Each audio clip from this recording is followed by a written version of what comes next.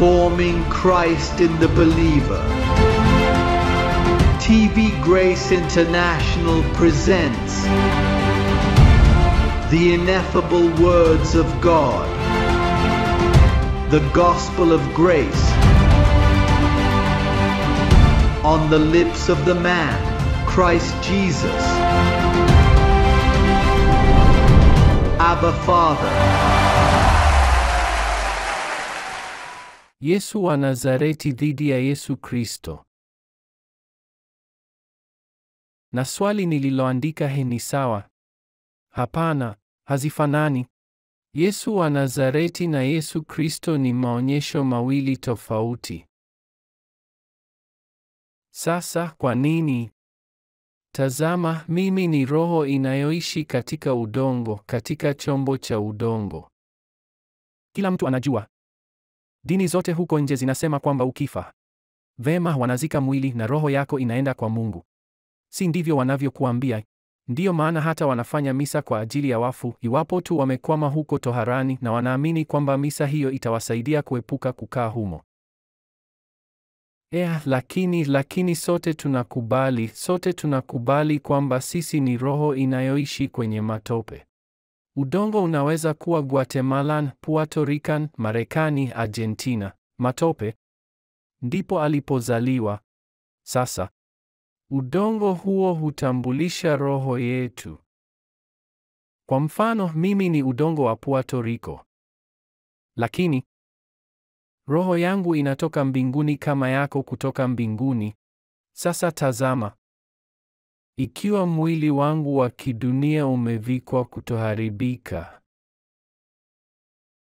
kisha ninaacha kuwa Puerto Rican. Kwa maana kwa kuvaa kutokuharibika, mwili wangu na roho yangu vinahesabiwa haki, vinaunganishwa, kisha mimi ni kiumbe cha malaika, au kiumbe kutoka mbinguni, au kiumbe cha mbinguni. Kwa sababu mtu hiyo ambaye umevikwa kutoharibika, kwa sababu mwili huu nilio nao umeharibika, kwa sababu unakuwa mgonjwa, unazeeka na ni lazima utunzwe. Lakini ikiwa atavaa kutoharibika, basi mimi kuingia mwili wa ajabu, si unafikiri? Sasa hebu fikiria hilo likinitokea, unaendelea kunitendea kama Mpuerto Rican. Je, huoni kuwa si haki kwamba unaendelea kunitendea kama tope la Puerto Rican wakati tayari nimevikwa utukufu? Ingekuwa si haki, kwa sababu vivyo hivyo Mungu siku moja alitafuta udongo na kisha matope hayo. Alikuwa Myahudi. Udongo huo ambao Mungu aliweka ulijulikana kuwa Yesu wa Nazareti, na ulikuja katika mfano wa mwili wenye dhambi, na kisha akajulikana kama mwana wa Mungu. Hakika udongo wa Mwenyezi Mungu, mwana wa Mungu. Sasa alipofufuka hakuwa Myahudi tena. Aliacha kuwa kutoka Nazareti. Kisha fikiria ikiwa utaendelea kumtendea kama Yesu wa Nazareti. Je, huoni kwamba hiyo pia ni dhuluma na ukosefu wa heshima? Kwa hivyo, kutoka hapo, usiku wa leo tunapaswa kufikia hitimisho fulani. Sisi hapa na ulimwengu unatusikiliza kupitia mtandao. Marafiki wa Papa, marafiki wa wainjilisti, dini, idara ya haki ya Marekani ambayo inaendelea kujihusisha na uchunguzi, itasikia inahusu nini, kwa nini tunazungumza jinsi tunavyozungumza. Kwa sababu tunahitaji kuwa na ushahidi wa wazi wa kile tunachofanya. Unajua, hakikisho kwamba sisi si waongo ni kwamba tunafundisha kila kitu ambacho Paulo alifundisha. Kwa kawaida hawakumwelewa Paulo, na walimpa shida, na inaonekana jambo lile lile linatutokea sisi. Sio na kila mtu, kwa sababu kila mtu alimwacha Paulo. Sasa sisi ni mamilioni ya waumini hatujaachwa, lakini haieleweki kwa sababu wameathiriwa na uongo, na uongo unaweka pazia juu yake. Ningependa kukualika kutafuta Waebrania 10, na kwa hadhira nzima ya mtandao Waebrania 10. Katika sura ya 10 mstari wa 19, mtume anasema, anafikia mwisho na kusema, basi ndugu, mkiwa na ujasiri wa kupaingia patakatifu pa patakatifu kwa damu ya Yesu Kristo, njiani kwenye njia mpya na hai ambayo alitufungulia kupitia pazia. Sema pazia. Hii ni nini? Mwili wake. Ina maana kwamba Mungu aliuvaa mwili, na nyama hiyo ilikuwa pazia, kama toleo moja linasema kupitia pazia. Yesu Kristo ilikuwa ni pazia la Mungu, yaani Mungu Baba alikuwa ndani ya Mwana. Habari. Kwa hiyo Mwana alikuwa pazia, lakini nyuma ya pazia hilo kulikuwa na Mungu. Pazia halikuwa la Puerto Rican, halikuwa la Marekani, pazia lilikuwa la Kiyahudi. Yesu wa Nazareti ilikuwa sio pazia tena, lilikuwa ni pazia. Na kama vile pazia la hekalu lilivyopasuka kutoka juu hata chini, si toka chini hata juu. Pazia lile pazia lililokuwa hekaluni lilikuwa na unene wa inchi 5 ama 6, kivuli cha pazia lingine lililokuja. Katika Agano la Kale pazia lilifunika sanduku la ushuhuda, kile ambacho marafiki zetu wa Katoliki wanakiita mwenyeji. Kulikuwa na ushuhuda wa Mungu na kulikuwa na pazia ambalo huwezi kulivuka. Ndiyo maana inasema hapa, tukiwa na uhuru wa kuingia patakatifu pa patakatifu. Hapo awali ilikuwa ishara. Sasa pazia hilo linaitwa Yesu wa Nazareti. Alikufa na kufungua pazia, na sasa Mungu yu ndani yako. Sio lazima kwenda hekaluni, sio lazima kwenda kutoa dhabihu au kufanya chochote, kwa sababu Kristo tayari yuko ndani yako, tumaini la utukufu. Na tunampa mheshimiwa makofi kwa hilo.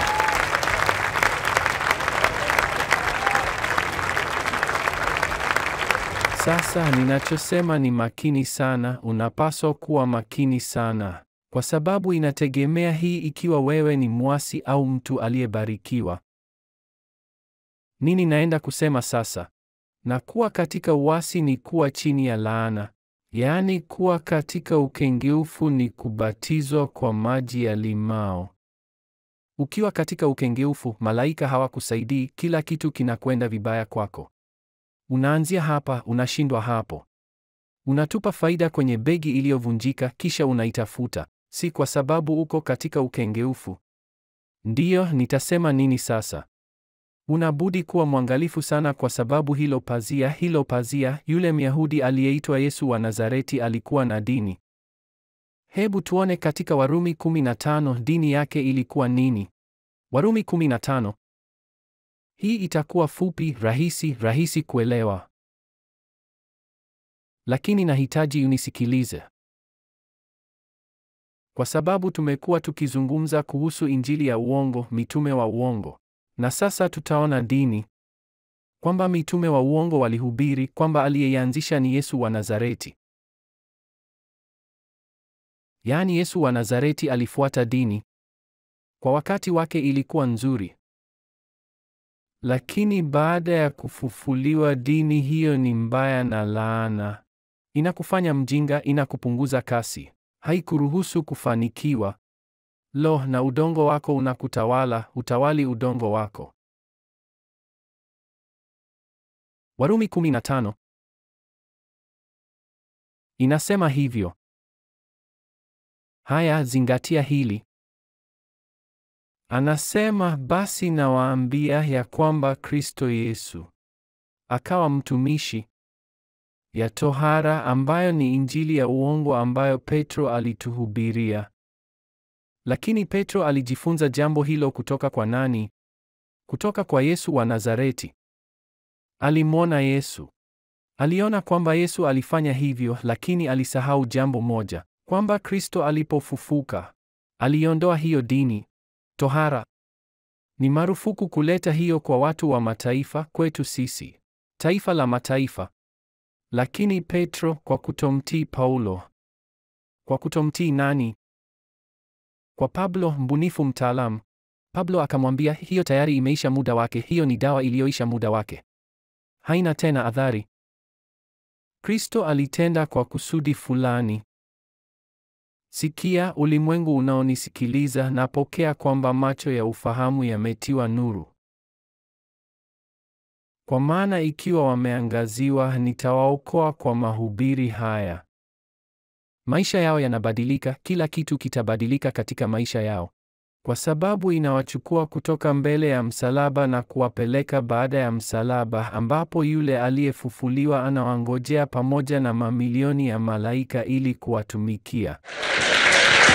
Hello! Kumbuka kwamba Yohana akizungumza juu ya Yesu, inasimulia jinsi Musa alivyomwinua yule nyoka jangwani na kila mtu aliyemtazama yule nyoka ambaye Musa alimwinua juu ya mti. Kwa maana nyoka walipokuuma, ulimwangalia nyoka juu ya mti na hakufanya chochote kwako. Lakini wale walioasi wakasema, sitatazama. Musa ananidanganya kwa nyoka wa shaba. Kisha wakafa, na wale waliotazama waliponywa. Kwa maana Yohana akishuhudia anasema jinsi Yesu alivyoinuliwa. Kama vile nyoka aliinuliwa juu jangwani, vivyo hivyo Mwana wa Adamu sasa anainuka kama nyoka, na kila mtu anayemtazama anaokolewa baada ya kufufuka. Lakini ukimtazama kabla hajafufuka bado ni nyoka. Inakuuma na inakuwa. Na ninayo Biblia hapa kukueleza. Sasa ona kwamba alifuata dini hiyo inayoitwa tohara. Unajua kwa nini aliifanyia mazoezi? Inasema hivyo pale pale katika Warumi 15. Anasema, kwa hiyo nawaambia, Kristo Yesu alikuja kuwa mtumwa wa tohara, aijulishe kweli ya Mungu, kuthibitisha ahadi iliyotolewa kwa wazazi. Kwa maneno mengine, aliishi kama Myahudi. Aliishi kwa sheria, lakini kusudi lilikuwa kuonyesha ukweli wa Mungu na sio kubaki akitenda hivyo. Kwa sababu ulimwengu umeshindwa. Ulimwengu ulifikiri kwamba kwa kuwa Yesu alifanya jambo hilo lazima lifanyike. Ndiyo maana wanatembea wakiwa wamebeba misalaba. Fikiria msalaba. Natumai sioni msalaba huko nyuma. Je, unaona msalaba huko nyuma? Kuna ramani hapo. Lakini fikiria msalaba. Watu wanafikiri msalaba ni ishara ya ukweli. Msalaba ni ishara ya uongo wa tohara. Maana amelaaniwa kila mtu aangikwaye juu ya mti. Kristo aliuawa msalabani, na unajua watu walisema nini? Amelaaniwa vipi? Kwa hivyo unatembea na msalaba shingoni mwako na laana. Katika Mathayo sura ya 21, ona inakuambia nini? Anasema, kwa hiyo nawaambia kwamba ufalme wa Mungu utaondolewa kwenu na kupewa watu wenye kuzaa matunda yake. Sisi ni watu hao. Waliichukua kutoka kwa Wayahudi na kutupa sisi. Anasema, na yeyote atakayeanguka juu ya jiwe hili, akisema juu yake, kwa sababu yeye ni jiwe, Petro si jiwe. Wengi waliamini Petro ndiye jiwe. Alikuwa jiwe, lakini alikuwa kikwazo. Anasema yeyote atakayeanguka juu ya jiwe hili atavunjika, na juu ya yeyote litakalomwangukia litamsaga. Yaani ukiweka macho yako kwenye hilo jiwe linakuvunja na kukuangusha. Kwa sababu alifuata dini hiyo hadi msalabani ili kuonyesha ukweli wa Mungu. Mchungaji, unaniambia kwamba kutoka Rumi, mji wa milele, upapa, yote hayo, kutoka huko ilitoka mamlaka ambayo inasambaratika na kuharibu. Rumi, huko ndiko Petro alikotoka. Alimwona Yesu akifuata dini yake. Tohara. Petro alifikiri alikuwa anafanya jambo sahihi. Alimwona Yesu akifanya mazoezi. Naye akasema, vema, hivyo ndivyo ilivyo. Anachosema mwalimu ndivyo kilivyo. Lakini basi anajitokeza. Unapaswa kuwa makini kwa sababu Mungu wakati mwingine hufanya mabadiliko ya kasi ambayo yanakuchanganya. Fikiria Mungu anakuletea mhalifu. Kwa Paulo alikuwa mtu ambaye aliwalazimisha wote waliomkiri Yesu Kristo kukufuru. Ndipo Mungu akaja na kumchukua Paulo. Akaja na kumpa ushuhuda. Anapofusha macho huko kwenye njia ya kwenda Damasko na kumfunulia. Naye anamtokea baada ya kufufuka, akamtokea Paulo. Akamwambia Paulo, tazama, kwa ajili ya mataifa nimewachagua ninyi. Wewe ni kwenda kuwa mbunifu mtaalamu. Unaenda kuanzisha msingi. Vema, halafu Paulo anapopokea ufunuo huo, ndiyo maana katika Wagalatia 1:11 usitafute, lakini zingatia, katika Wagalatia 1:11 anasema, tazama, injili niliyoihubiri si ya kibinadamu. Yesu Kristo mwenyewe ndiye aliyenifunulia. Kwa hivyo anapokutana na Pedro anasema, tazama Pedro, nikuelezeje hili? Alikuwa na Pedro kwa siku 15. Akamwambia, tazama, sitaki kukudharau kwa sababu nina heshima kubwa kwako. Lakini nikuambie, Yesu Kristo ambaye aliishi nawe katika mwili usio na utukufu, alijitukuza na si Myahudi tena. Aliacha kufanya tohara na amenipa kitu kipya, kutotahiriwa. Petro akamwambia, lakini ni nini hiyo? Naam, haina uhusiano wowote na nyama. Sasa akamwambia, inakuwaje haina uhusiano wowote na hayo na dhabihu? Uyahudi ni dawa iliyoisha muda wake, iliharibiwa. Akasema, lakini nilikuwa pamoja naye na nikaona hayo yote, na sasa unakuja na jambo lingine. Na Paulo akasema, hapana, si kitu kingine, ni kitu chake. Alikaa kwa siku 15 na kusema, Pedro, kwa heshima yote, tazama, hii ilinitokea. Nilianguka nikawa kipofu. Anania alikuja akaniombea, akanifunulia kwamba hii ndiyo injili kwa mataifa. Ikiwa tunaleta tohara kwa watu wa mataifa mengine, tunawadhuru, tunawaua, tunawaangamiza, tunawageuza kuwa wahalifu. Naam, injili hiyo ya tohara iliwasaidia nini Wayahudi? Hakuna nzuri. Ndiyo maana Paulo katika Warumi 7:4 mapishi.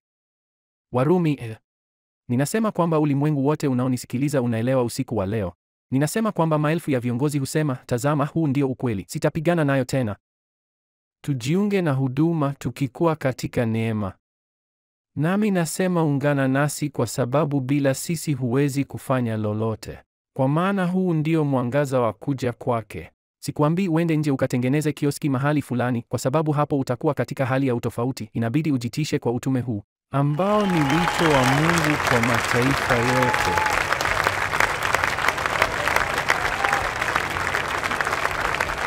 Warumi 7:4. Tazama ni ufunuo wa ajabu jinsi gani! Ni nani katika miaka 2000 alikuwa amegundua kitu kama hicho?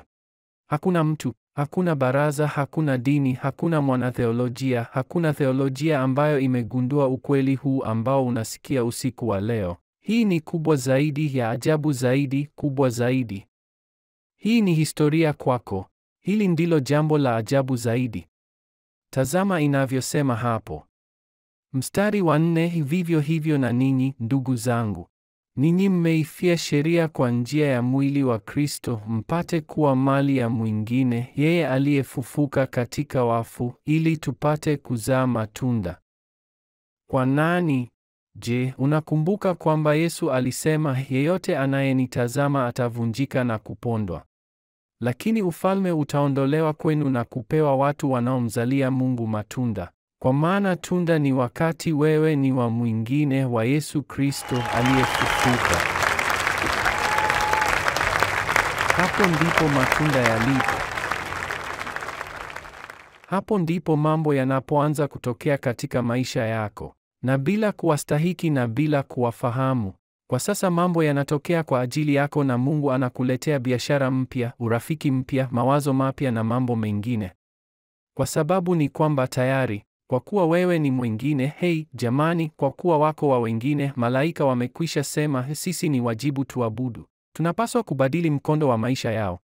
Ni kweli wakati mwingine wanaanza kung'arisha na ghafla kila kitu kinaonekana kwenda kombo, kwa sababu kuna watu wanaingia kwenye neema na ghafla kila kitu kinaharibika, lakini ni kwa kusafisha baadhi ya mambo ambayo hayafai. Lakini basi wakati usafi umekwisha na kuangaza kumekwisha na kuwaka kwa moto wa tanuri kumekwisha, unatoka kama almasi kidogo. Kwa hiyo kwa sasa kila kitu kinaanza kugeuka. Angalia, kugeuka vizuri sana.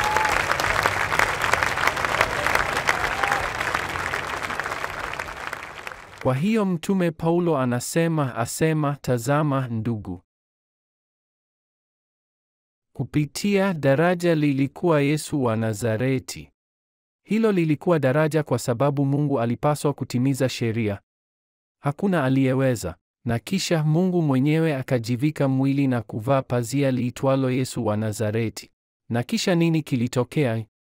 Mwili huo ulikuwa wa kukuweka huru kutoka kwa dini, kutoka kwa tohara. Unajua, uongo ambao umeuzwa kwa ulimwengu. Wakati ndani ya Kristo Yesu umebarikiwa kwa kila baraka.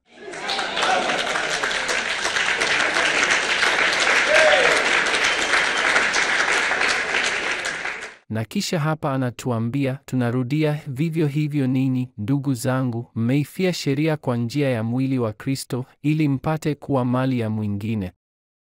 Kusudi ni wewe kuelimishwa na kujua ukweli. Unajua ukweli ya Injili, Injili ya kweli ya neema, kwa sababu mkimkazia macho Yesu wa Nazareti. Nina habari kwa ajili yako. Waraka wa kwanza kwa Wakorintho 15:19 inasema, ikiwa katika maisha haya, sema maisha haya, tunamtumaini Kristo pekee, sisi ndio tunaostahili kuhurumiwa kuliko watu wote. Mstari wa 20, lakini sasa Kristo amefufuka kutoka kwa wafu. Kama kusema, angalia, ikiwa katika maisha haya tunatumai tu kwa miaka 33 aliyoishi hapa, sisi ndio tunastahili kuhurumiwa zaidi. Wanapaswa kutuhurumia. Je, huoni kwamba alipokuwa hai hakufanya chochote? Hakuweza kuokoa roho yako, hakuweza kukamilisha chochote. Alichofanya ni kuwapa mikate na samaki, akiburudisha watu karibu ili yale aliyosema Isaya yatimie. Kwa sababu hiyo ilikuwa kama kiashiria. Kama inavyosema hapo, tazama huyo ndiye, kwa sababu ilitabiriwa kwamba atakuja kufanya miujiza. Angekuja na kukuponya. Na unataka nini, mpenzi wangu? Tazama, binti yangu ni mgonjwa, naye akamponya. Jinsi ya ajabu! Na kila mtu akastaajabia hili, na yule mwenye ukoma akafika.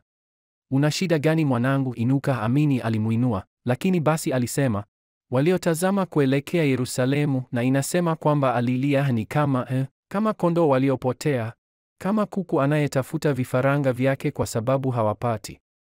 Kwa sababu uponyaji wa mwili wako unakuacha ukatili, hukuacha umefungwa na ujinga.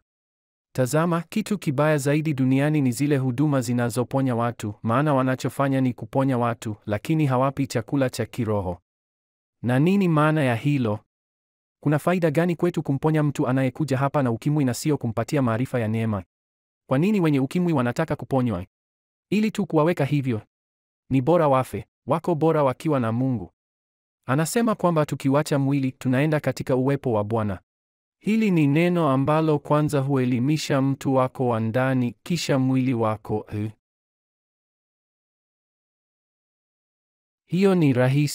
Hiyo ni rahisi, mwili wako wa kimwili. Kilicho muhimu ni roho yako, kuwa na maarifa kwamba unajitimiza kama mtu. Usiruhusu mwili ukutawale, bali jifunze kuishi na kiwiliwili chako. Chukua na useme, subiri kidogo, haunidhalilishi tena. Ngoja nitembee hivi. Lakini nyama sio jambo kuu. Dini mpya, kama tungeweza kuita hivyo, ambayo Mungu alileta, ilikuwa ni vitabu 14 vinavyoeleza jambo hilo, nao wakampa Paulo. Na unapovijua vitabu hivyo 14 na ukajikamilisha ndani yake, kuwa mwangalifu na vitabu vingine. Biblia ina vitabu 66.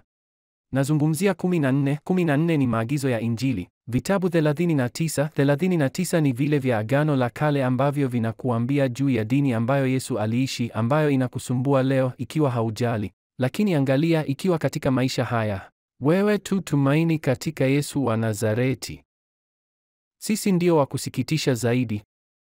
Ndiyo maana watu wanateseka.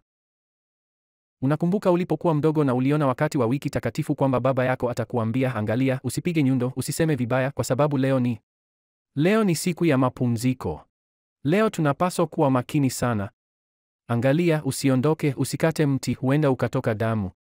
Na kwa hilo hukulaghai, hushika akili yako. Na kisha wakakufanya uangalie filamu nyeusi na nyeupe kuhusu Yesu wa Nazareti, unakumbuka? Kijana, ulianza kulia huko, unajua. Na kisha ulienda kanisani siku moja na mchungaji akakuambia, umemuua, wewe ni muuaji. Ulikuwa pale ukimuua. Je, nilimuua? Sikuwa mtu yeyote. Anasema hakuna mtu anayeniondolea uhai wangu. Ninauweka chini kwa sababu najua nina uwezo wa kuchukua. Ni nani atakayeniua?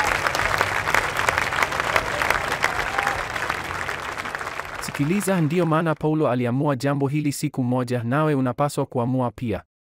Barua ya pili kwa Wakorintho sura ya 5 mstari wa 16. Kwa hiyo kuanzia sasa na kuendelea, tunazungumza kuhusu miaka 2000 iliyopita. Kuanzia sasa na kuendelea, hatumjui mtu yeyote kwa jinsi ya mwili. Na hata ikiwa tumemjua Kristo kwa jinsi ya mwili, yasemaje? Sema, ninamtaliki Yesu wa Nazareti. Sema, Yesu wa Nazareti si mume wangu.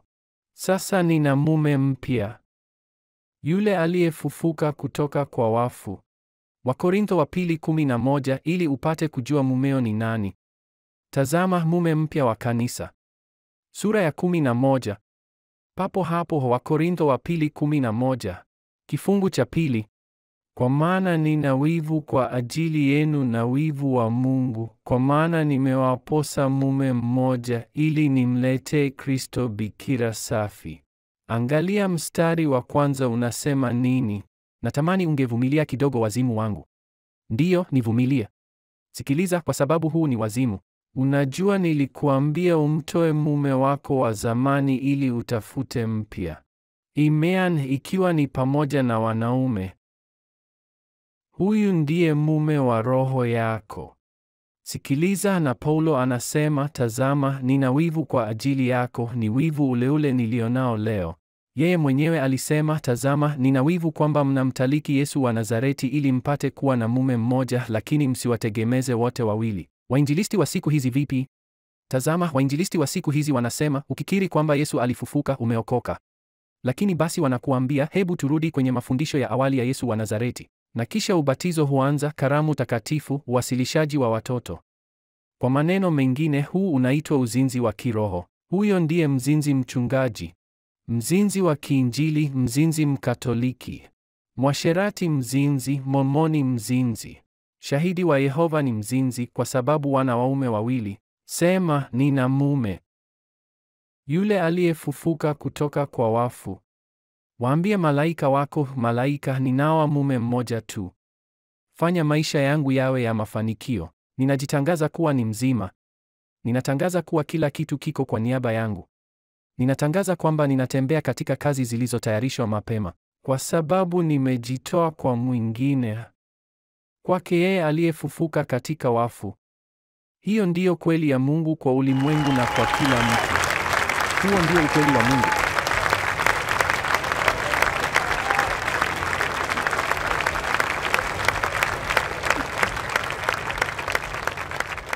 Kwa jina lake utukufu. Sikiliza, sikutaja jina la Yesu wa Nazareti. Nilisema Yesu Kristo aliyefufuka kutoka kwa wafu. Hilo ndilo jina jipya la Mungu. Yesu Kristo si mwana wa Mungu. Yeye ni Mungu. Baada ya kufufuka, jina la Mungu ni Yesu. Yeye si Yehova tena, si Yehova tena, si Jire tena. Sahau kuhusu hilo. Hiyo iliisha muda wake. Sasa jina lililo juu ya majina yote, Kristo, mfalme wa wafalme na Bwana wa mabwana. Hilo ndilo jina la kweli la Mungu. Sema, Yesu Kristo ni Mungu. Ushauri na tumemaliza. Wagalatia sura ya 1.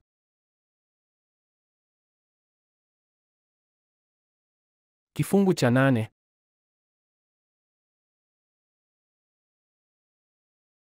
Zaidi sana ikiwa ni sisi au malaika kutoka mbinguni. Angalia, hii ni mbaya sana. Je, ikiwa malaika kutoka mbinguni angekuja na kusema jambo lingine hapa, lazima atupwe nje.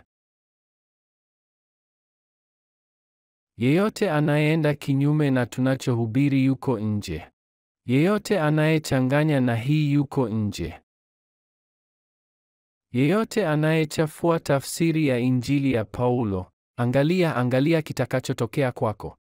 Inasema hivyo hapo, tazama, zaidi sana ikiwa ni sisi au malaika kutoka mbinguni, nitawatangazia Injili tofauti na ile tuliyokutangazia. Alaaniwe. Walaaniwe. Mstari wa 9. Kama tulivyokwisha sema hapo awali, ndivyo sasa narudia. Mtu akihubiri Injili tofauti kwako na ile uliyoipokea, alaaniwe. Natafuta Je, sasa natafuta upendeleo wa wanadamu au wa Mungu? Au je, ninajaribu kuwapendeza wanadamu? Maana kama ningali kuwapendeza wanadamu, nisingekuwa mtumishi ya Kristo. Halo, kulikuwa na mtu ambaye aliandika katika wiki hii na kusema, unajua, ingawa sielewi kila kitu anachosema, lakini anapaswa kusema ukweli, kwa sababu anachosema kinatosha kukataliwa. Yeye hatafuti pesa, kwa sababu kama angetafuta pesa angesema yale ambayo kila mtu alisema. Hei, mtu huyo ana busara sana. Ufahamu wake umeangazwa. Sasa tazama, inasema hapo, hiyo, narudia, mtu yeyote akihubiri injili tofauti na hiyo mlioipokea na alaaniwe. Na ni nani aliyekuwa akihubiri injili ya uongo, ile ambayo Paulo alikuwa anaizungumzia? Peter, angalia sura ya 2, aya ya 14. Angalia hapo. Tazama, kurudia, sawa. Ninasema, anasema. Sasa narudia. Naam, naenda kurudia. 2:14. Lakini nilipoona ya kuwa hawakuenenda sawasawa na kweli ya injili, nilinena na Petro mbele yao wote. Nani alikuwa akihubiri injili ya uongo? Sema Pedro. Petro alikuwa akihubiri nini? Uongo nini? Na ni nani anayehubiri injili ya uongo? Na anathema inamaanisha nini? Walaaniwe. Kwa hivyo ni nini kilitoka Roma miaka 2000 iliyopita? Walaaniwe. Ilienda wapi? Kwa Uhispania. Na kutoka Uhispania ilienda wapi? Msichana Pint na Santa Maria. Walifika wakiwa wamejawa na laana na wakaihadaa miji yote. Lakini sasa tutairekebisha pamoja na injili ya kweli. Hiyo ni kweli, tutasimama. Injili ya kweli.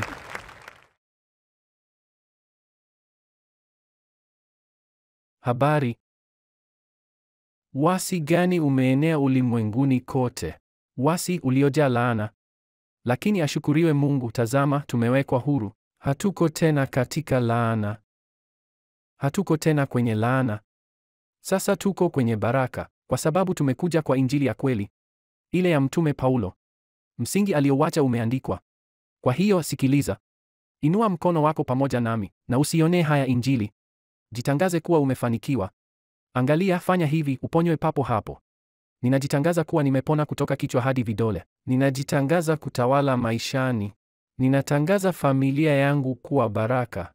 Ninatangaza afya katika nyumba yangu. Asante Bwana kwa msamaha ulionipa pale msalabani, kwa sababu mimi ni kamili. Sema, nimekamilika. Sijakosa chochote. Ubarikiwe kwa kila baraka.